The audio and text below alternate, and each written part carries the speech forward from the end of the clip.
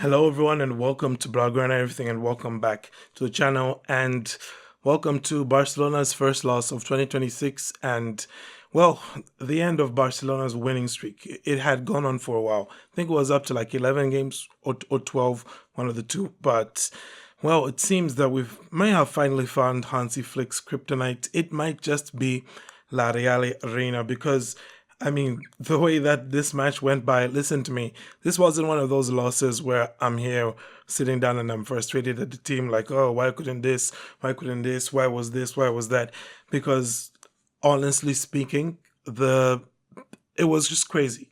Okay, like if we take a look at the stats from the match, Barca had seven big chances, 25 shots on total, 25 shots in total, and expected goals like 3.69 versus Sociedad's 1.01. So it was very much a tale of, just Sociedad sitting back and hitting Barca on the break with some good, efficient finishing. And it wasn't like it was Sociedad sitting back and, blanking out Barca, right? They were not stopping Barcelona from creating. Barca created so many chances here. And to be honest, they are pretty guilty of some poor finishing. And we'll just go straight first into the lineup.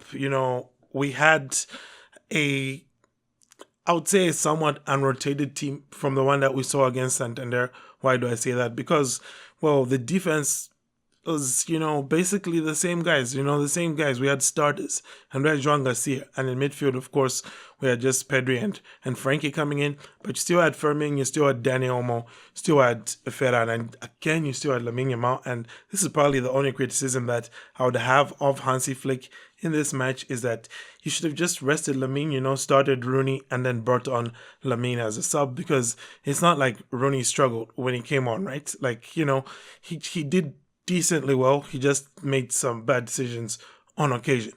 And the fact, of course, that hurt Barca the most with this match is that, of course, Rafinha, Mr. Reliable, Mr. Goal scoring machine, was out. And that's because he picked up a bad knock against Racing Santander. And, well, it's one of those where you pay the consequence, I would say, for players having, had so many minutes, even in matches maybe where you didn't need them.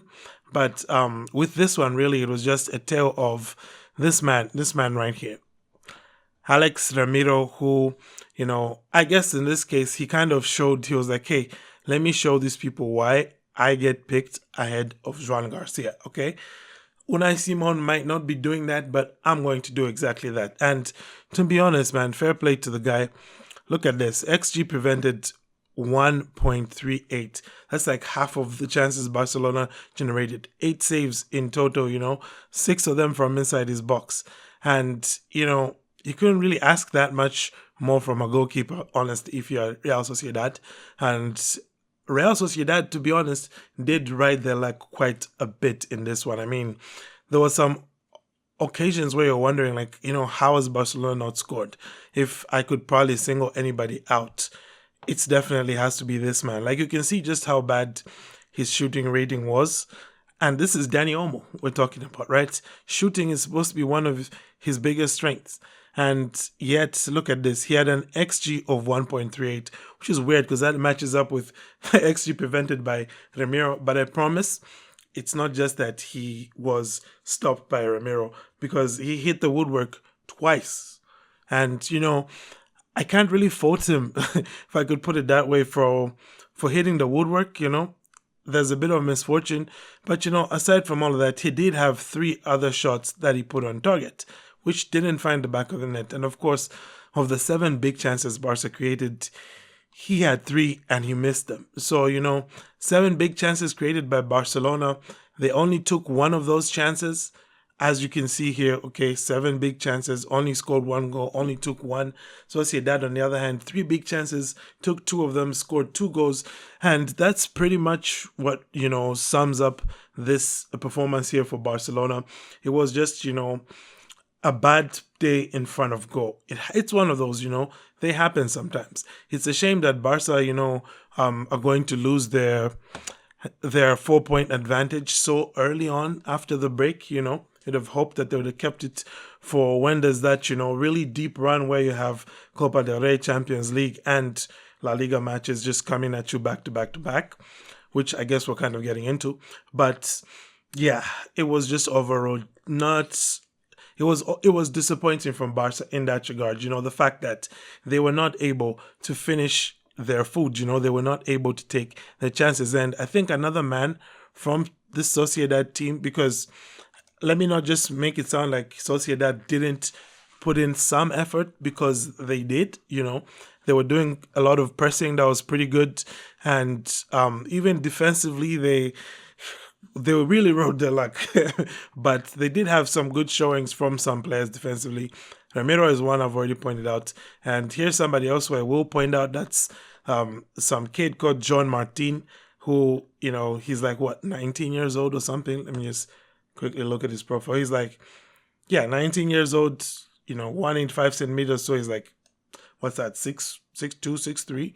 So he's pretty promising talent. I'm sure a lot of teams are going to be looking at him now, especially with how he was able to really keep Robert Lewandowski quite quiet once he came on. In fact, I thought that Barcelona suffered more with Lewandowski on the pitch than when they had Ferran. But it's what it is.